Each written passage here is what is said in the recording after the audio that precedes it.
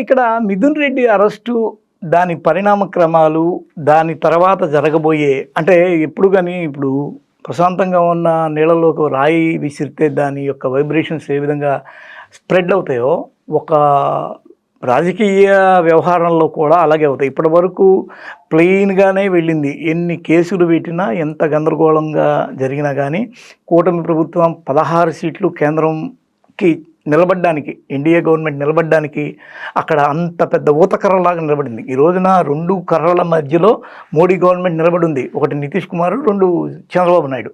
అలాంటి కీలకమైన ఒక చంద్రబాబు, ఆయనకున్న 16 సీట్లు, ఆ తర్వాత 2 సీట్లు విత్ జనసేన, 18 సీట్ల సపోర్ట్ ఏపీ ఎన్డీఏకి.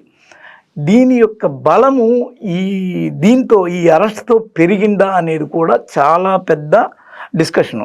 ఇప్పటికే మనం ఈ గోవా గవర్నర్గా అశోక్ గజపతిరాజును పంపించడం, తర్వాత కేంద్రంలో కొద్దిగా ఇతర మంత్రి పదవులు నాగబాబుకి కావచ్చు, బాలశౌరికి కావచ్చు, దక్కవచ్చు అనే వార్తలు వినిపిస్తున్న పరిస్థితుల్లో ఈ అరెస్ట్ అనేది అంటే ఇక్కడ ఏముంటుంది అంటే ఈ ఇద్దరి మధ్య వైసీపీ టీడీపీ మధ్య ఒక రాజకీయ క్రీడ ఒకటి నడుస్తూ ఉంటుంది.